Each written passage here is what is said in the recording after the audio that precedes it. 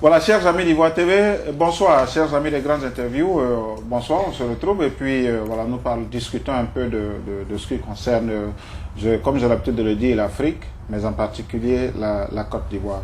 Je reçois ce soir, aujourd'hui, dans notre studio, un monsieur qui n'est pas, que vous connaissez tous, voilà, qui vit ici à New York avec nous, mais je crois que pour un temps soit peu, il a dû se déplacer, il est revenu, et puis bon, ben, voilà, il nous rend visite aujourd'hui, nous allons le rencontrer, nous le rencontrons, pardon, nous allons discuter un peu de ce qui nous concerne tous, la Côte d'Ivoire, et puis bien sûr, que nous allons aussi parler de lui, de sa personne, et voilà, qu'est-ce qu'il fait aujourd'hui, où est-ce qu'il est, et pourquoi surtout il est parti de New York.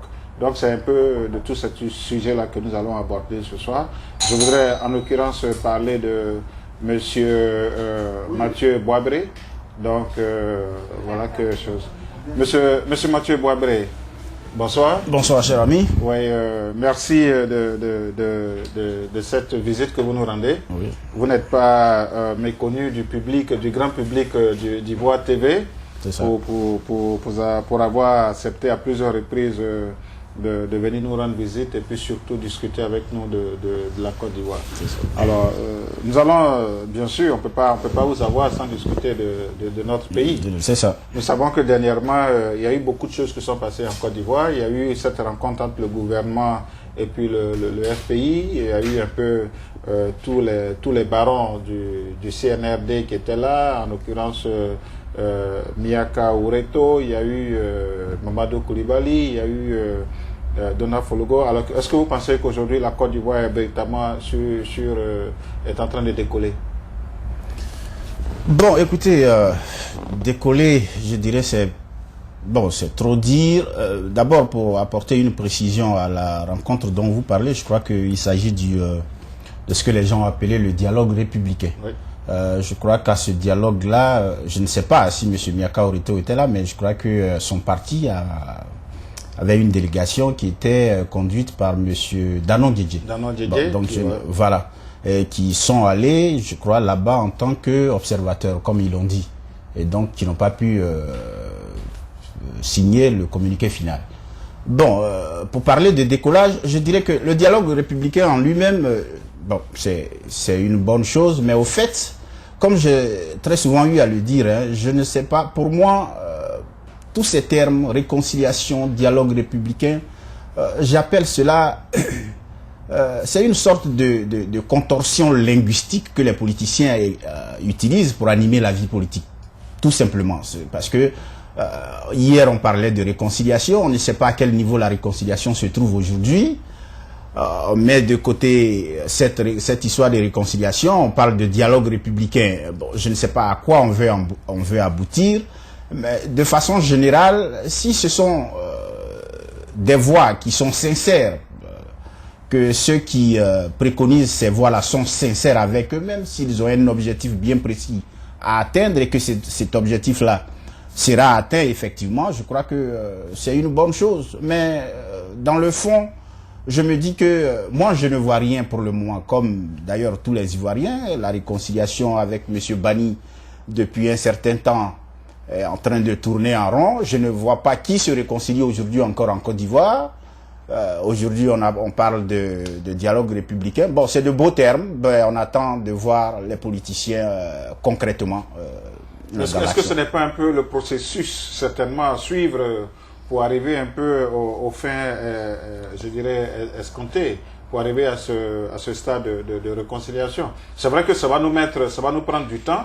Ça va nous prendre du temps parce que c'est pas quelque chose qui peut se passer du jour au lendemain. Mais est-ce que ce n'est pas un processus à suivre? Et surtout qu'aujourd'hui, je pense que le FPI a décidé, quand je dis le FPI, bon, je vais parler un peu du CNRD, qui a décidé de s'asseoir avec le gouvernement, parce que le Premier ministre était là, a décidé de s'asseoir avec le gouvernement pour discuter en frères ivoiriens. Est-ce que ce n'est pas déjà un grand pas dans ce processus? Oui, c'est vrai, vous parlez de processus, mais moi, ce que je me dis très souvent, la question que je me pose, c'est pour aboutir à quoi? Et je me dis que le processus dont vous parlez, pour moi, il est long, hein, ça, je ne cesse de le répéter. Je ne cesse de le répéter. Pour aller à la réconciliation aujourd'hui, c'est vrai que c'est une voie que les gouvernants, que les politiciens envisagent, Mais moi, je reste toujours sur ma position. Hein. Je me dis aujourd'hui, la réconciliation en Côte d'Ivoire concerne les leaders politiques. C'est tout. Le reste, c'est... Bon, je ne dirais pas que c'est amuser la galerie, mais je dis que c'est trop long. Je le dis toujours et je le répète de la façon dont je le vois. Aujourd'hui, si les Ivoiriens, si on se dit que les Ivoiriens ne sont pas réconciliés, bon, en fait, je ne sais pas trop pourquoi. Si on doit les réconcilier, je me dis qu'il y a des personnes clés dans toute la gadoue politique ivoirienne qui doivent s'asseoir sur une table, demander pardon aux Ivoiriens, et tout est joué.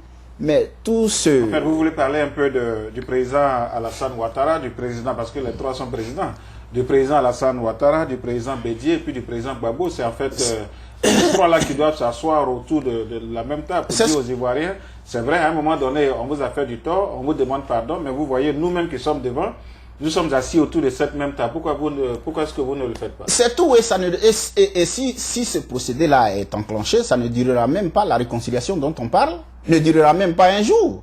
Je vous dis, parce que ce sont des gens, tout ce qui est arrivé en Côte d'Ivoire, c'est eux que leurs suiveurs, pour employer le mot de Bédié, du président Bédié, c'est eux que les militants des partis ont suivi pour faire ce qu'ils ont fait. Donc, dès lors que ces gens-là s'asseyent et disent, bon, nous demandons pardon, c'est nos idées que vous avez mis en exergue ou bien vous avez exagéré pour aboutir à cette situation-là, nous demandons pardon à la Côte d'Ivoire, réconciliez-vous. C'est plus court que les comités de réconciliation qui sont créés, qui sont en train de passer par plusieurs chemins. On a vu la dernière fois M. Bani se rouler à terre pour demander aux Ivoiriens de se réconcilier. Moi, je me dis que tant que les problèmes clés, la voie réelle n'est pas suivie, M. Bani peut se rouler à terre comme il veut. Comme on le dit, mais tous les moyens mènent, toutes les voies, tous les chemins mènent à Rome. Oui, si on peut arriver à Rome en faisant cela, bon, mais je me dis qu'il y a des voies qui sont plus courtes pour arriver à Rome, qu'on devait peut-être prendre. C'est ce que je dis. Ouais, monsieur Boabré, dans le cas échéant, par exemple, il y a une pièce maîtresse qui manque ici. Donc, comment remplacer cette Oui, pièce mais c'est justement ça. C'est-à-dire, il y a une erreur au départ, où effectivement, la pièce maîtresse, on n'a pas voulu qu'elle soit là. Et c'est ça qui rend la réconciliation plus longue. Maintenant, je vois où vous voulez en venir. C'est-à-dire, cette pièce maîtresse ne peut plus être là, donc on fait avec ce qui est là. Mais encore faut-il que, malgré l'absence de cette pièce maîtresse, des actions concrètes soient posées pour qu'un temps soit peu on se dise, bon, d'accord, comme la situation est comme ça, faisons avec ceux qui sont là. Mais c'est qu'au fait, à la place de cette pièce maîtresse-là, ceux qui pouvaient parler en son nom ne sont même pas là. Vous voyez tout le gouvernement Gbagbo qui est aujourd'hui en prison, qui sont éparpillés à travers tout le pays. Des gens qui sont en prison, qui ne sont pas jugés, qui ne savent, on ne sait même pas pourquoi ils sont en prison. Prenez par exemple le cas de Michel Gbagbo. Ce monsieur-là, vous allez dire qu'il est en prison, pourquoi? Dites-moi, entre nous, qu'est-ce qu'il a fait? Il n'est pas militaire, il n'a jamais appartenu à un gouvernement ivoirien, mais aujourd'hui il est en prison. Mais il y a quand même des accusations qui sont faites contre lui, donc on attend maintenant, qui sont par exemple qu'on attend plus de clarté. On attend plus de clarté au niveau de la justice. Donc c'est la justice maintenant qui va certainement définir. Ben là vous me donnez une information, je ne sais pas qu'on l'avait accusé. On l'a accusé de quoi lui? Oui, mais justement c'est ce que je dis. Il faut maintenant attendre que la justice nous définisse pourquoi est-ce qu'il a été arrêté. Est-ce que c'est parce qu'il est simplement le fils du président Gbagbo? Ou bien est-ce que c'est parce que certainement il est accusé d'un certain nombre de faits, voilà, qu'il faut déposer sur la table. Oui, et en ce moment-là, on saura pourquoi est-ce que est détenu. Oui, mais c'est là le problème se pose. Généralement, hein, je ne suis pas juriste, mais généralement, lorsqu'on prend quelqu'un, qu'on l'amène en prison et qu'il fait plus d'1 an, au moins on sait pourquoi on l'a mis là-bas. On ne peut pas prendre quelqu'un, le jeter en prison, le déposer là-bas pendant 1 an, et maintenant revenir, jusqu'à présent, chercher à lui coller une infraction. Enfin, je ne sais pas, comme vous le dites. Oui, mais M. Boabré, je pense que dernièrement, la Cour internationale de la CEDEAO, parce que le président Alassane Ouattara a toujours dit que pour lui, les instances internationales priment par rapport aux instances nationales. Okay. Donc la Cour de justice internationale de la CEDEAO a demandé, en son temps, je crois qu'il y a de cela quelques semaines, je crois autour de un mois, peut-être un peu plus, a demandé au président Alassane Ouattara de relâcher immédiatement Michel Gbagbo.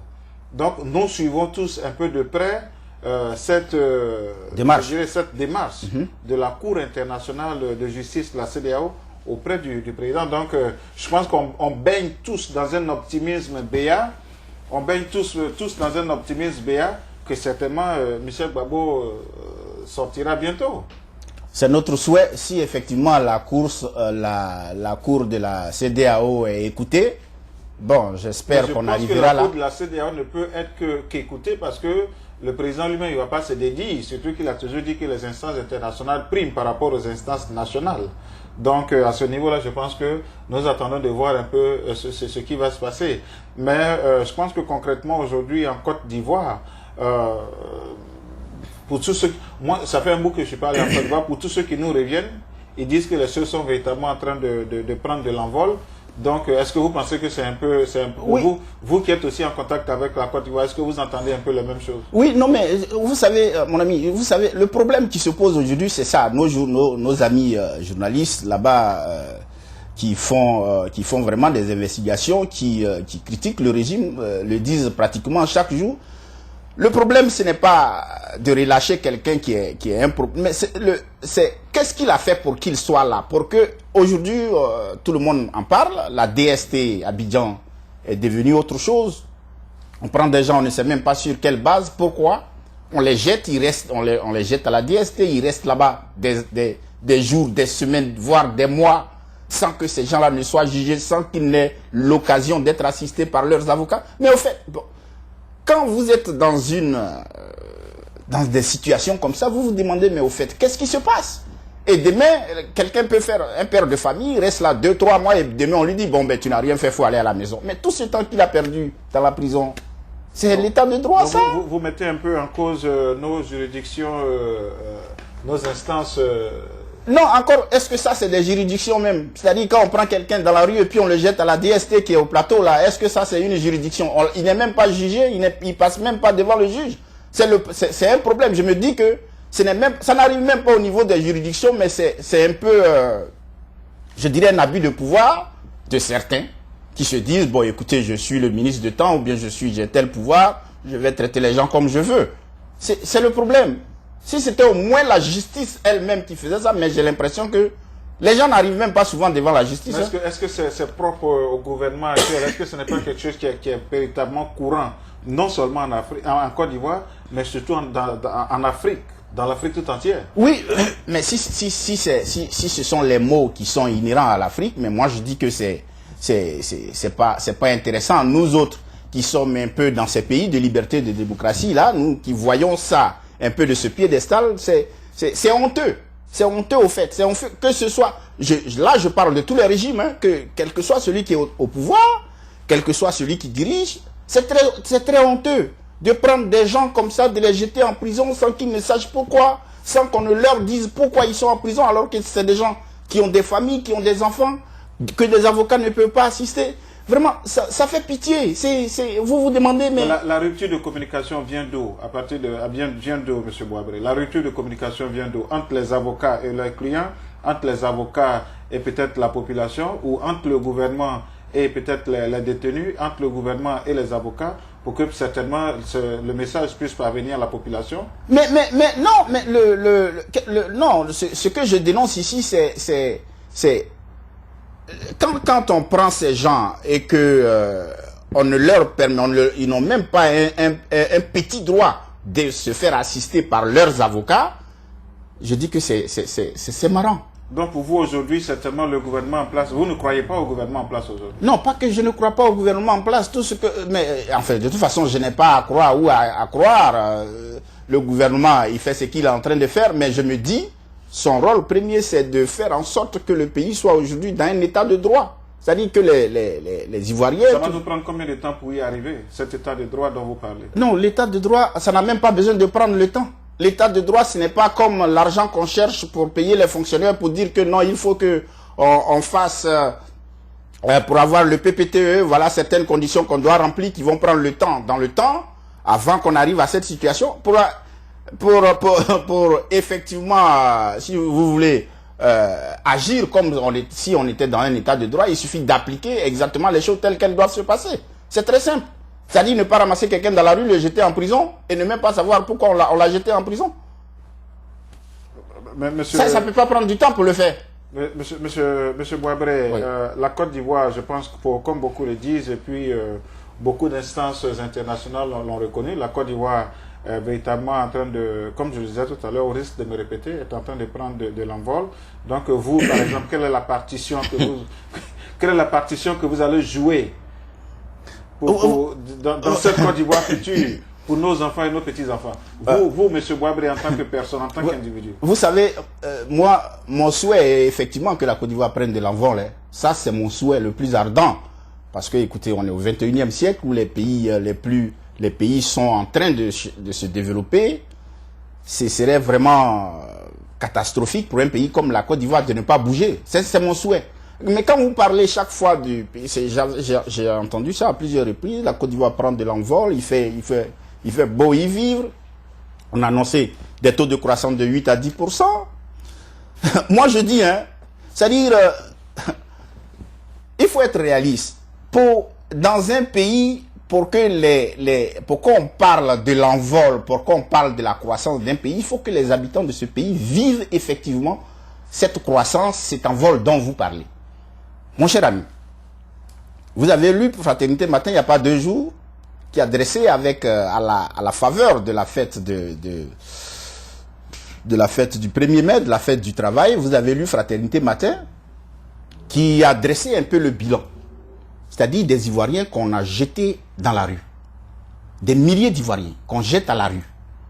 Malgré ça, les gens parlent de l'envol du pays. Dans un pays, pour que les gens sentent effectivement que ce pays-là est sur une bonne voie, mais si la population est en train de souffrir, si nous sommes dans la famille 10 personnes, et que les 10, on a été licenciés, on n'a pas d'argent pour subvenir aux besoins de toute la famille, et à côté de cela, on parle d'un pays qui a pris de l'envol, qui atteint un taux de croissance. Mais vous savez, c'est un peu difficile de croire. Hein. Le citoyen dans la rue, là, n'a pas fait une école. Les citoyens qui sont dans la rue n'ont pas fait d'école d'économie. Moi qui vous parle, je n'ai pas fait d'école d'économie. C'est comme ça, ils sont nombreux dans la rue. Eux, ils veulent voir qu'est-ce que je gagne chaque jour.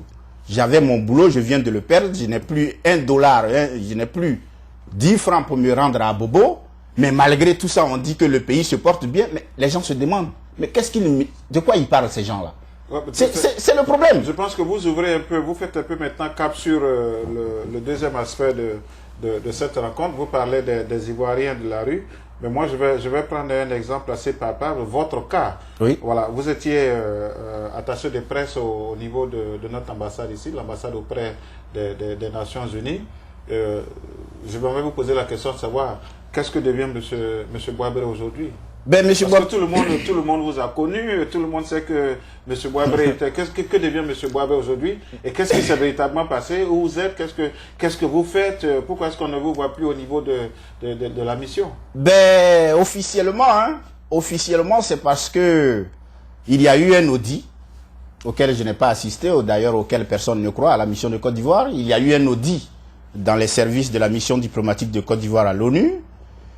Cet audit a décidé, enfin, a conclu que le poste d'attaché de presse de la mission de Côte d'Ivoire auprès de l'ONU n'était plus utile à la mission de Côte d'Ivoire.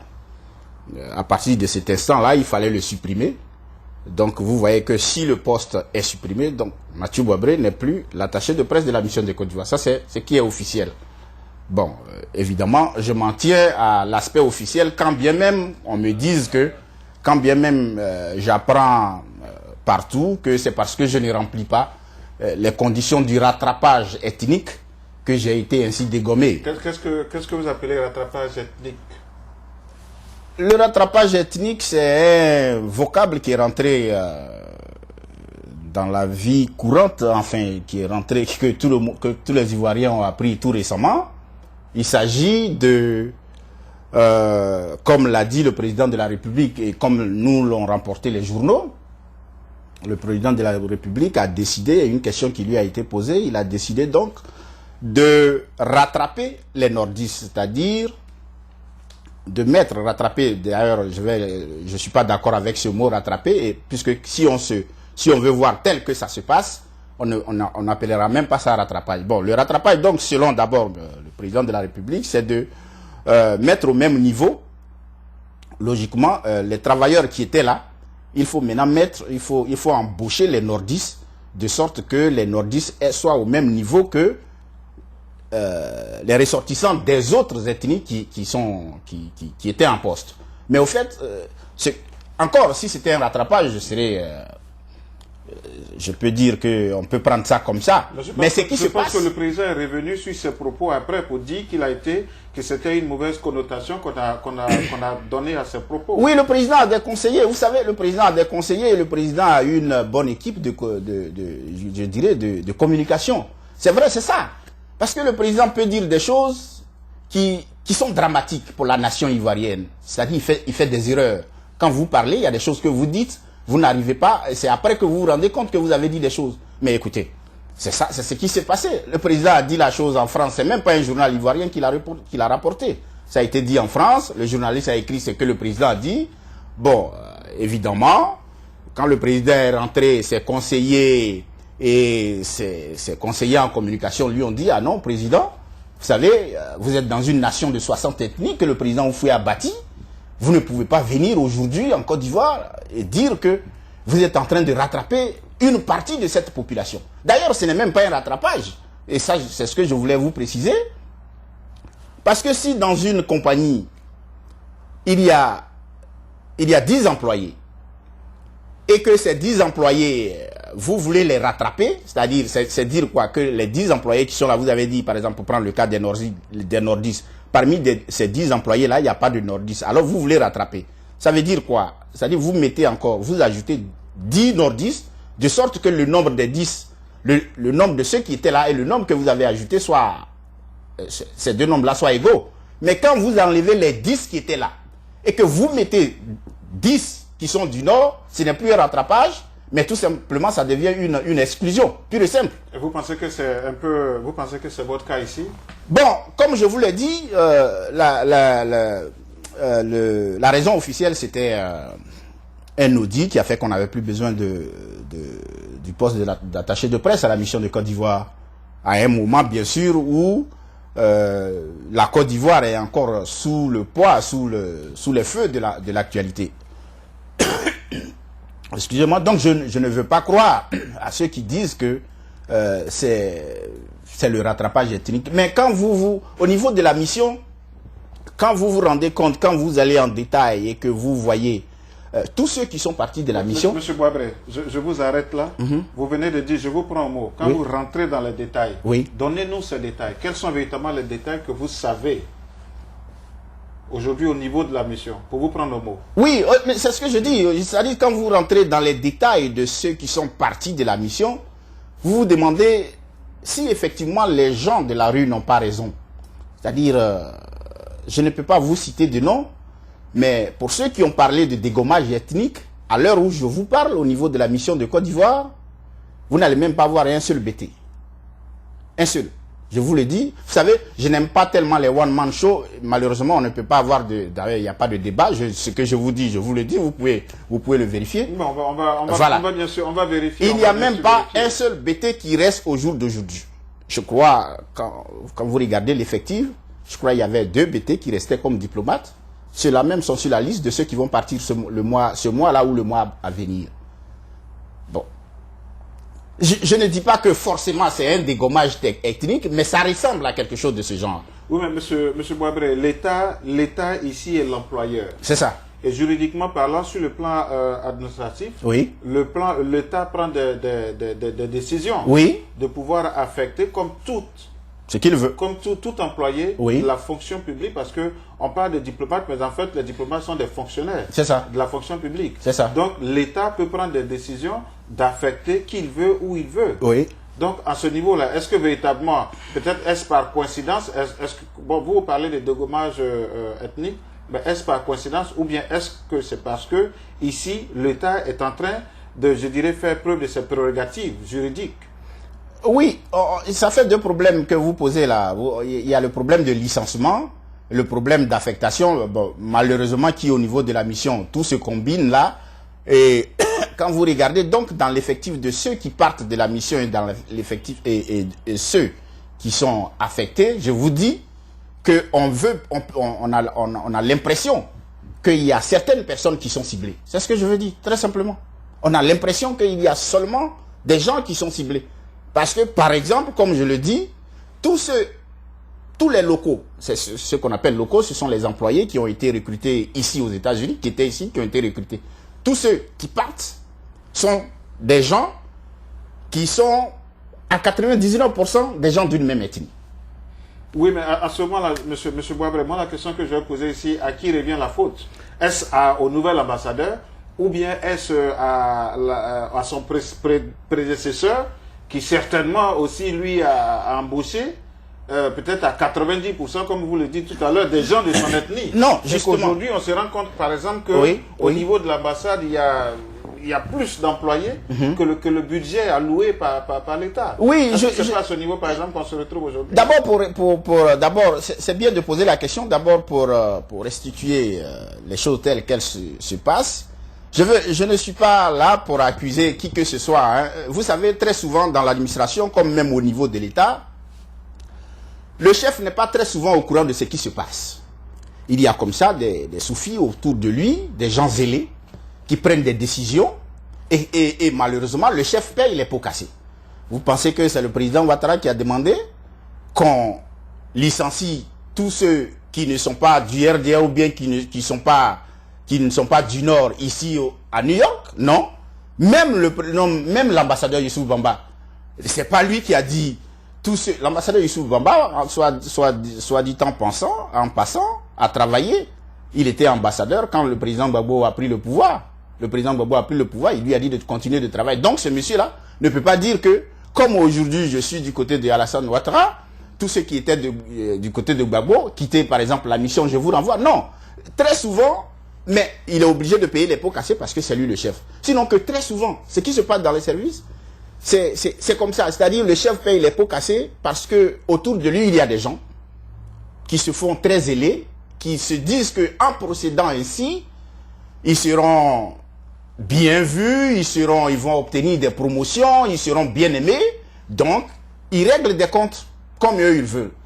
Pour revenir dans le cas de la mission de Côte d'Ivoire, ça permettez-moi de vous le dire, je ne peux pas dire que c'est M. Youssouf Bamba qui le fait.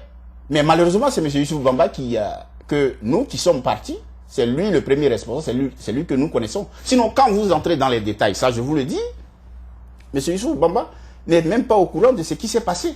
Parce que il est arrivé aux États-Unis avec une feuille de route qui consistait pour lui, la feuille de route que lui a donnée le président Alassane Ouattara, de venir ameuter la communauté internationale, convaincre la communauté internationale de ce que le président Laurent Gbagbo est un dictateur, donc il fallait aller le bombarder. Ça, c'était sa feuille de route. Donc, tout le temps qu'il est arrivé, tout ce qu'il cherchait à rencontrer les autres ambassadeurs pour effectivement convaincre la communauté internationale de ce qu'on lui avait dit de dire. Entre-temps, il laisse donc les problèmes courants, enfin les situations, comment la mission devait se gérer, avec les petits problèmes, à certains de ses collaborateurs qui en ont profité pour régler leurs comptes personnels avec les autres. C'est ce qui s'est passé à la mission de Côte d'Ivoire.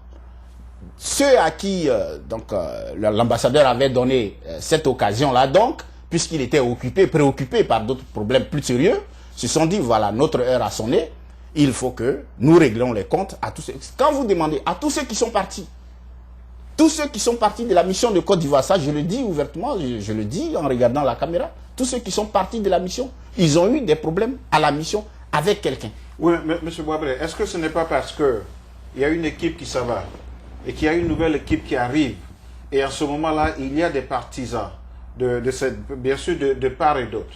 Parce que quand on prend un peu l'exemple de la mission de Côte d'Ivoire ici auprès des Nations Unies, on sait un peu ce qui s'est passé.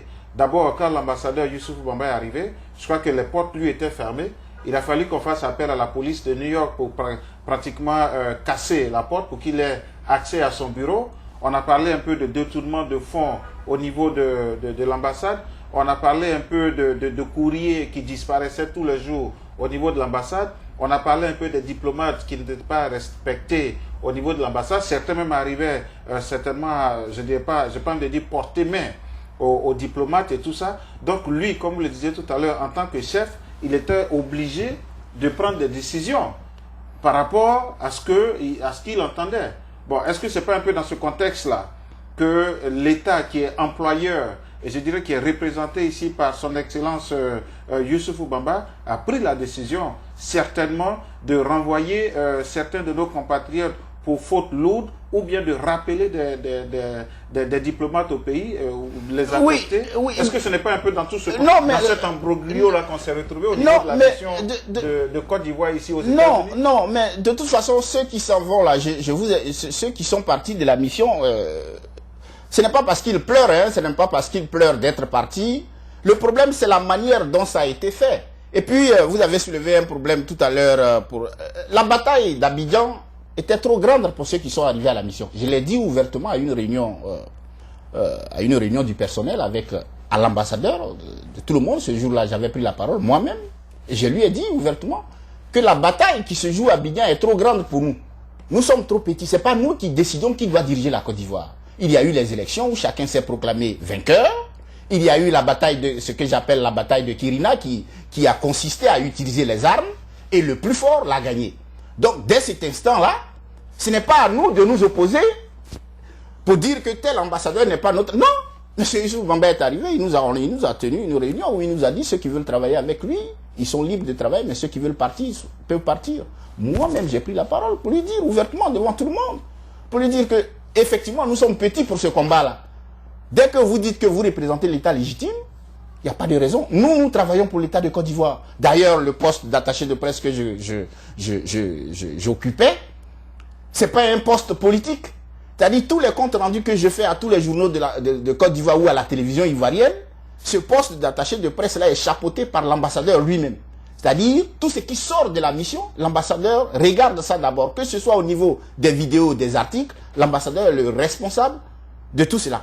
Donc, ça n'a rien à voir, même si Bouabré n'est pas du RDR ou bien n'est pas un partisan de l'ambassadeur, son poste, logiquement, c'est je travaille pour l'État de Côte d'Ivoire, comme tout le monde. Donc, sur ce plan-là, il n'y avait vraiment pas engagé, personne n'a engagé un bras de fer. Seulement. Monsieur Bouabré, est-ce qu'aujourd'hui, si on vous rappelle, est-ce que vous êtes prêt à retourner? Non, on ne peut pas me rappeler. Ça, moi, de toute façon. De toute manière, la dernière fois, quand le président venait, on vous a fait appel, on a vu on a vu un peu vos œuvres. Ça veut dire que vous êtes toujours, je dirais, un pion. Oui, mais oui. Si on vous rappelle, si l'ambassadeur juste vous appelle aujourd'hui, maintenant, elle a dit, mon cher frère Bouabré, j'ai besoin de toi, il faudrait qu'on reprenne notre collaboration. Oui, c'est ce que j'ai dit là. Hein. Je l'ai dit à plusieurs reprises et des gens proches de moi me l'ont reproché. J'ai dit que, et je l'ai dit dès le premier jour, nous travaillons pour l'État de Côte d'Ivoire. Nous travaillons pour l'État de Côte d'Ivoire, un point, un trait. C'est-à-dire, si l'État dit c'est l'État qui dit qu'on n'a pas besoin de telle personne, la personne s'en va. Mais le point le plus important, et je voulais souligner, je disais tout à l'heure, c'est la manière avec laquelle les gens ont quitté la mission de Côte d'Ivoire. Je vais vous faire une confidence. Pour la première fois dans l'histoire de la Côte d'Ivoire, il y a aujourd'hui, ici aux États-Unis, à la mission de Côte d'Ivoire, des diplomates qui sont illégaux. Oui, oui, mais M. Bouabré, là, je vous arrête je vous arrête. Oui. Ils sont illégaux parce que certainement leur employeur leur a demandé de rentrer. Eux, certainement pour appartenance politique, on refuse de rentrer. Non, je vais vous donner. Non, je vais vous dire ce qui s'est passé. Ce qui est. Non, c'est ça. Je vous le dis, je vais vous dire ce qui est la vérité. Parce que je ne peux pas comprendre qu'aujourd'hui, un diplomate soit illégal dans un pays où il travaille. Voilà, justement. Oh, malheureusement, c'est ce qui se passe. C'est ce qui s'est passé. Tout à l'heure, je vous ai dit, ce n'est même pas la faute de l'ambassadeur, mais c'est ce qui s'est passé. Parce que, c'est comme tout le monde, hein, parce que dans la précipitation, on a voulu se séparer des gens. Voilà le vrai problème à la mission de Côte d'Ivoire. Généralement, enfin, techniquement, comment ça se passe? Pour qu'un ambassadeur puisse être affecté ou bien puisse quitter un autre pays, la décision vient d'Abidjan. C'est le ministère des Affaires étrangères qui fait une décision, bien entendu, après avoir pris attache avec le ministère du Budget, le ministère des Finances, parce que un mois après cette décision-là, on lui envoie ses indemnités pour qu'il parte. On doit payer son transport pour qu'il parte. Mais dans le cas échéant, je suis pressé de savoir pourquoi est-ce que ces diplomates sont illégaux. Voilà, c'est ce que je suis en train de dire. Dans le cas de la mission de Côte d'Ivoire, il y a eu une lettre qui est partie, qui n'est pas venue du ministère des Affaires étrangères, qui est partie, là, de la mission, à la mission américaine, pour dire à partir d'aujourd'hui, ces diplomates-là, ils ne font plus part, ils ne font plus part de l'effectif de la mission de Côte d'Ivoire, ils doivent partir. Mais pour que cette lettre parte de la mission, il faut qu'il y ait un quitus quelque part. C'est ce que je suis en train de dire, c'est ce que j'appelle la précipitation. Dans la précipitation, donc, cette lettre est partie à la mission américaine, à l'État américain, pour dire que ceux-là, ils doivent quitter la mission et qu'à partir de dès cet instant, dès qu'ils ont reçu la lettre, ils ont annulé tous les visas de ces diplomates. Or, qu'est-ce qui se passe? Ces diplomates-là, si la lettre était partie d'Abidjan, Abidjan doit savoir que les gens qu'ils rappellent là, ils ont besoin de leur transport, de leur ticket d'avion pour répartir. À partir du moment où ce n'est pas Abidjan qui a envoyé la lettre, les effets financiers ne pouvaient pas suivre. Donc ces gens sont obligés d'être là, de ne pas avoir accès à l'ONU, en attendant que leur argent arrive pour entrer à Abidjan. Oui, voilà le problème qui se pose. Monsieur Boabré, oui. Je pense que c'est vrai que nous décrions un peu, un tant soit peu de temps en temps, je dirais notre appareil judiciaire en Côte d'Ivoire. Oui. Alors, quelles sont les intentions, quelles sont les actions, pardon, je dirais certainement conduites par ces employés de l'État ivoirien, voilà, pour certainement se faire entendre au niveau de notre justice, voilà, pour certainement parvenir au rétablissement de leurs droits. D'abord, le diplomate ne peut pas envoyer quelqu'un à la justice ici. Lui-même étant couvert par l'immunité diplomatique. Non, je ne parle pas de... Parce qu'aujourd'hui, bon, l'ambassade de Côte d'Ivoire ou bien la mission ivoirienne de la Côte d'Ivoire auprès des Nations Unies, c'est un territoire ivoirien. Okay. Donc tout ce qui se passe au sein de la mission ivoirienne doit être réglé par le gouvernement ivoirien. Oui. Tout ce qui se passe au niveau de l'ambassade de la Côte d'Ivoire à Washington, ici aux États-Unis, voilà, doit être réglé par le gouvernement ivoirien. Oui. Alors ces employés de l'État, quelles sont les actions intentées auprès de notre justice pour certainement faire rétablir leurs droits, soit le droit de rester aux États-Unis ou bien le droit de rentrer en Côte d'Ivoire. Bon, vous êtes en train de soulever, je ne vous saisis pas bien, parce que pour intenter un procès contre vous dites contre l'État de Côte d'Ivoire, il faut aller en Côte d'Ivoire pour intenter de ce procès-là. On a tous les avocats aujourd'hui en Côte d'Ivoire. On peut peut-être prendre un avocat aujourd'hui en Côte d'Ivoire qui va certainement défendre la cause de nos frères pour que l'État puisse se prononcer sur leur sort. Oui, non, mais le problème qui se pose, c'est qu'au jour où je vous parle, ça fait pratiquement 8 mois, 9 mois, que je veux parler des licenciés là, par exemple, ne sont pas encore entrés en possession de leur indemnité de licenciement. Ils sont licenciés, ils n'ont pas donc leur salaire, donc ils ne peuvent pas, jusqu'au jour d'aujourd'hui, c'est vrai, on a entendu dire que l'ambassadeur est en train de faire un effort pour régler leurs problèmes. C'est un problème que l'ambassadeur lui-même ressent durement. Il est en train de faire un effort pour le régler. Mais c'est justement sur ce terrain-là que ça ne peut se résoudre. Vous savez, vous allez poser, vous allez envoyer votre propre pays à la justice. Ça présente un peu mal, mais on se dit... En Afrique. Hein? En Afrique. Bon, ça se dit que, on se dit que d'abord, M. Youssouf Baba n'est pas un monsieur qui est méchant de nature, nous le constatons, et c'est parce qu'on nous a dit que non, l'État, il y a un manque de liquidité, il n'y a pas d'argent, bon, donc on attend. Et on espère que ça va se régler. Sinon, jusqu'à preuve du contraire, nous avons préféré écouter M. l'ambassadeur et l'État de Côte d'Ivoire essayer de se dire que il y a des pères de famille qui ont été renvoyés, qui ont été licenciés, mais qui au moins, même s'ils ne cherchent pas à répartir ou avant ils s'en plaignent pas, qui au moins ont besoin de leur indemnité de licenciement. Nous ne faisons qu'attendre. Mais ça dépend un peu, je dirais, de ce qu'on leur reproche par rapport à leur licenciement.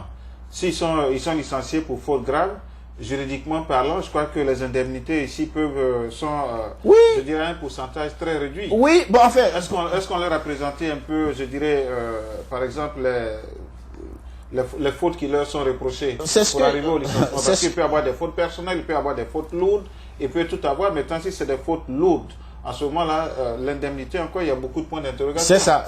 Comme vous le disiez tout à l'heure, l'ambassadeur est en train de faire mains et pieds pour certainement, donc, je pense qu'il faut d'abord savoir dans un premier temps. Oui, ce que vous devez savoir, enfin, pour nous, pour les locaux dont je fais part, qui ont été licenciés, à ma connaissance, comme les lettres ont été individuelles, je ne sais pas s'il a été notifié à quelqu'un qu'il a commis une faute grave, mais pour ce que moi je sais, ma lettre personnelle, on m'a dit qu'il y a eu un audit qui n'a pas retenu le poste d'attaché de presse de la mission de Côte d'Ivoire. Pour cela, à partir d'aujourd'hui, le poste d'attaché de presse n'est plus dans l'organigramme de la mission de Côte d'Ivoire. Donc en fait, ce n'est pas une histoire de suppression de ce poste, voilà. Purement et simplement. Est-ce que depuis que vous êtes parti de la mission, vous avez appris qu'il y a eu un autre attaché de presse au niveau de la mission? Je ne suis même pas d'abord reparti encore à la mission. À partir du moment où on m'a dit que le poste n'est plus valable, je me dis qu'ils n'ont plus besoin de quelqu'un dans ce... Mais je me dis, moi-même j'ai fait l'analyse et je me rends compte que ce que je faisais au fait, c'est malheureusement l'audit l'audit dont on a parlé a été fait sans que je ne sois au courant, comme me disait d'ailleurs un des diplomates me l'avait dit, non, prépare ce que tu fais et puis tu vas montrer à l'ambassadeur pour ne pas que...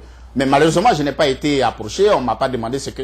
Sinon, je rendais compte un peu des activités de la mission et de tous ceux qui viennent en mission en Côte d'Ivoire. Tout ce que les gens, les activités de l'ambassadeur à l'ONU, toutes les activités des ministres qui viennent ici, je rends compte à la télévision ivoirienne et à tous les journaux de la place, de la Côte d'Ivoire et de la place. C'était mon rôle. Bon, quand on me dit que maintenant on n'a pas besoin de ça, bon, c'est que, vous savez ce qui s'est passé, il faut repartir à la création de ce poste. Parce qu'il y a eu des ambassadeurs. C'est la question que voilà. j'allais vous poser. Voilà. Voilà. Comment avez-vous été embauché? Voilà. Il faut repartir à la création de ce poste-là. Parce que. Comment avez-vous été embauché? Moi, attaché de presse. Je collaborais d'abord avec la télévision ivoirienne. J'étais avec Télé Diaspora. Et le ministre, comment il s'appelle, l'ambassadeur Didier avait besoin des gens pour rendre compte des activités qui se menaient ici. Donc déjà, avant même que je n'arrive à la télévision, à la mission, je venais couvrir des événements de la mission de l'ambassadeur. Par exemple, je me rappelle encore l'institution des relations diplomatiques entre le Laos et le Cambodge. C'est moi qui étais allé couvrir. J'ai fait des éléments vidéo et des commentaires que j'ai envoyés à la télévision ivoirienne qui sont passés. Et c'est donc dans cette collaboration-là que le ministre, l'ambassadeur Didier s'est dit que, au lieu qu'on ait besoin de quelqu'un chaque fois qu'on doit appeler pour venir chaque fois pour couvrir les activités, il fallait quelqu'un qui soit là de permanence pour rendre compte des activités du gouvernement, parce que la télévision ivoirienne n'avait pas de moyens d'envoyer ici aux États-Unis chaque fois un représentant pour rendre compte des activités de la mission. Est-ce que vous avez signé un contrat en bonne et due forme avec l'ambassadeur, en fait avec l'État de Côte d'Ivoire? Oui. Et qu'est-ce que stipulait votre contrat? Un contrat à durée déterminée, à durée indéterminée? Est-ce que c'est un contrat temporaire, un contrat permanent? Votre contrat, voilà, donnez-nous un peu les clauses de ce contrat. Oui, donc je disais, alors donc j'ai été embauché, je suis arrivé, donc c'est ce que donc je faisais. Vous savez, avant cela, il y a des ambassadeurs qui sont passés ici. On avait l'impression que c'est des gens qui ne faisaient rien. Parce que Abidjan n'était pas au courant, en Côte d'Ivoire, on ne savait pas tout le combat qu'il menait ici. Donc, lorsque je suis arrivé, effectivement, dès qu'il y a un événement qui se passe au Conseil de sécurité aujourd'hui, à 10 h, la réunion finit à 11 h, au plus tard à 11h10, l'élément vidéo, le commentaire, tout est à la RTI. Et au journal de 20 h, ça doit passer. Ça, c'était mon rôle. Donc, c'est ce que j'ai fait tout le temps. Mais pour arriver là, il y a eu bien sûr un contrat légal. Et il y a eu d'abord une proposition. Voilà comment ça se passe. L'ambassadeur fait une proposition d'embauche au ministre des Affaires étrangères en Côte d'Ivoire. Et c'est lui qui donne son dernier OK pour qu'on puisse embaucher, par exemple, un attaché de presse. Et ça a été mon cas. L'ambassadeur a fait une proposition, expliqué les raisons pour lesquelles il voulait qu'il y ait un attaché de presse. Soit dit en passant, la France a au moins 15 attachés de presse chez elle. Nous, on n'a personne. Bon, donc, c'est avec l'accord du ministre des Affaires étrangères que l'attaché de presse est embauché à la mission de Côte d'Ivoire et avec un contrat bien déterminé. Et c'est ce que j'ai fait. Donc si aujourd'hui on vous rappelle au niveau de la mission, vous êtes ivoirien après tout? Oui, mais moi j'ai pas de problème. Mais c'est que à un certain moment, il y a des questions qui se posent à vous. J'étais à la mission, je travaillais tranquillement. On est venu, on m'a dit on n'a plus besoin de vous. Si on me dit aujourd'hui non, on a besoin de toi, bon enfin, sans entrer dans les détails pour me dire pourquoi on m'avait fait partir, qu'on dit qu'aujourd'hui non, on a besoin de toi, il faut revenir. bon, je prends acte, je réfléchis et puis je vois si je n'ai pas autre chose à faire. Oui, mais vous savez, M. Boabré, juridiquement, l'État jouit d'un pouvoir autoritaire et discrétionnaire. Ouais. Donc, ça veut dire que l'État n'est pas obligé de certainement donner des raisons. Pourquoi est-ce qu'on dégraisse un peu le ministre de la fonction publique? Quand il est arrivé, la première des choses qu'il a faites, il a dit qu'il y avait des listes fictives. Donc, il a dégraissé un peu, tu vois, le personnel. Donc, ça, c'est une raison. Voilà, il a dégraissé un peu le personnel de la fonction publique. Oui. Donc, ça veut dire qu'en fait, au niveau certainement de nos ambassades, oui. peut-être qu'il y avait un nombre pléthorique. Je suis d'accord. Donc, aujourd'hui, la Côte d'Ivoire se lève dit, bon, on vous a vu la dernière fois quand le président venait. L'ambassadeur, qui est un ami à vous, que vous connaissez très bien, vous a personnellement appelé pour dire, M. Boabré, j'ai besoin de vos services. Vous êtes allé sans appartenance politique. Vous êtes allé, vous avez rendu service à la Côte d'Ivoire. C'est ce que j'ai dit. C'est ce que j'ai dit que malheureusement, lorsque l'ambassadeur est venu et qu'il était occupé à d'autres choses, c'est parce qu'il n'a pas eu un peu tous les détails de ce que le poste d'attaché de presse renfermait. On s'est dit que Boabré, c'est politique, ce n'est pas RDR certainement. Sinon, ce que je fais, ça ne rentre que dans le but de, dans ce que quelqu'un doit faire pour son pays. C'est tout. Donc, pour revenir à ce que vous êtes en train de dire, je n'ai pas de problème. Comme vous l'avez dit, quand le président de la République est venu, on m'a appelé pour me dire fallait que j'aide l'équipe de la télévision. Parce que l'équipe de la télévision était arrivée déjà ici. C'était à Washington. Je n'étais pas là. J'étais en vacances, en congé technique. Il y a des gens qui lui ont fait des reportages, qui ont fait des reportages pour la télévision. Malheureusement, ces reportages-là ne pouvaient pas passer à la télévision. Donc, ils sont venus, ils ont été exigeants. Il faut que ce soit quelqu'un qui a d'habitude qui nous envoie ces éléments-là. C'est ainsi que l'ambassadeur m'a appelé, mais ça ne m'a pas gêné du tout. Je suis allé le faire. Donc, comme vous le dites, pour travailler pour mon pays, j'ai toujours voulu travailler pour mon pays. Donc, je n'ai pas de problème. Voilà, monsieur Mathieu Boabré, nous arrivons un peu au soir de cet entretien. Oui. Je voudrais, au nom de la direction d'Ivoire TV, vous dire merci. Merci. Oui. Je sais que vous avez, comme je le disais en introduction tout à l'heure, tant soit peu, vous êtes parti de New York, vous êtes de passage ici. Je crois qu'aujourd'hui, en fait, c'est votre dernier jour,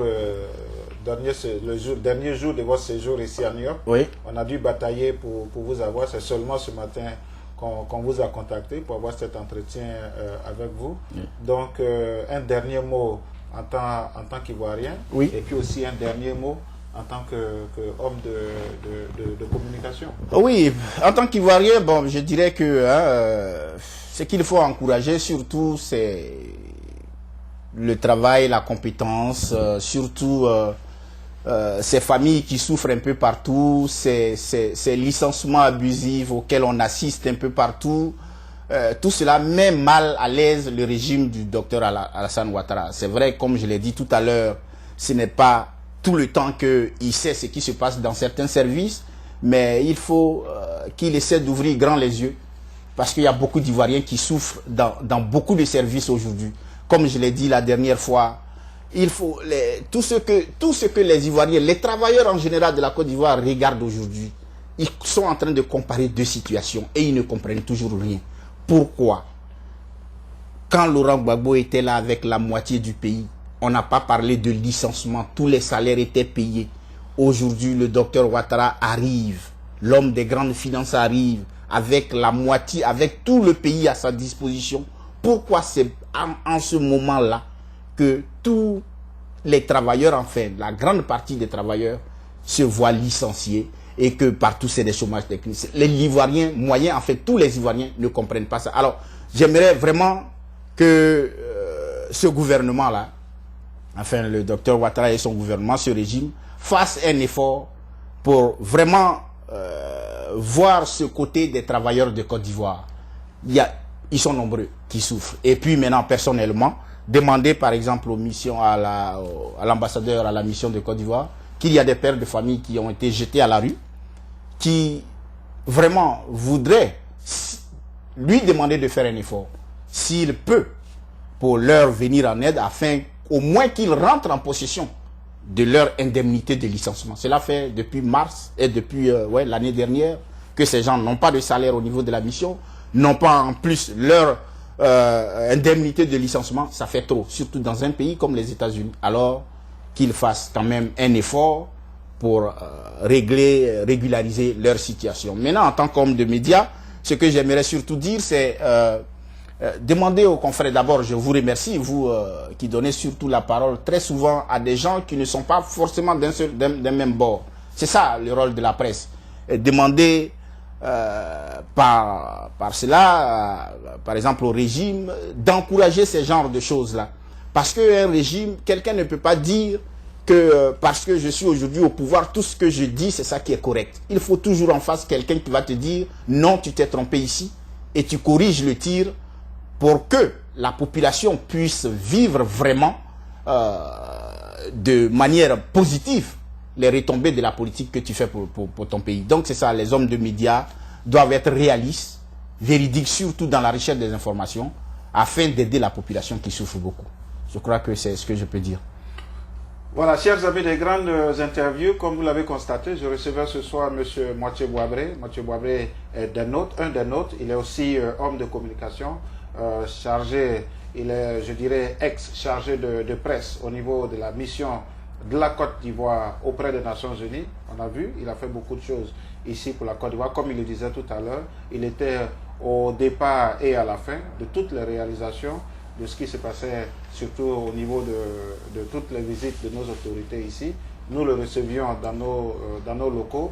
Nous avons discuté d'abord de la Côte d'Ivoire, nous avons discuté de sa personne, qu'est-ce qu'il devient, pourquoi est-ce qu'il est parti de la mission, et pourquoi pas, comme il a dit. Je voudrais ici lancer un appel à l'ambassadeur. Excellence, si vous avez le temps de suivre cette vidéo, M. Mathieu Boabré a posé des problèmes réels, des problèmes que connaissent nos frères ivoiriens ici à New York. Pourquoi pas, nous serons tentés de vous rencontrer pour qu'à votre tour, vous aussi vous nous apportez des éléments de réponse, certainement pour éclairer la lanterne de tous ceux qui suivent Ivoire TV, de tous ceux qui vous apprécient et de tous ceux qui voudront aussi vous entendre. Excellence, nous allons prendre contact avec je dirais, votre secrétariat et puis demander une rencontre avec vous pour aussi apporter des réponses aux préoccupations de M. Mathieu Boabré. M. Mathieu Boabré, merci d'être venu ce soir. Merci, cher frère. Oui. Voilà, et puis, je sais que ce soir, c'est votre dernier jour. Oui, malheureusement. Bon retour. Merci. Vous êtes, je crois, quelque part. Merci, ouais, je suis quelque part. Oui, non, ouais, c'est bon, je suis aux États-Unis voilà. quelque part. Je n'ai pas envie de dire où vous êtes, mais merci. Il n'y a pas de problème. Et puis, oui. sachez aussi que la direction d'Ivoire TV me charge de vous dire merci. Oui. Et que c'est votre maison. Vous êtes homme de la presse. C'est votre maison. Oui. Tant que vous pouvez, tant que vous voulez. Vous êtes toujours, je dirais, toujours des nôtres. Vous pouvez venir à chaque fois et puis nous allons discuter des problèmes qui nous concernent en tant qu'Ivoirien. Je vous remercie, cher ami. Merci et puis bon retour. Merci beaucoup. Voilà. Merci à plus. Oui. Merci. Oui.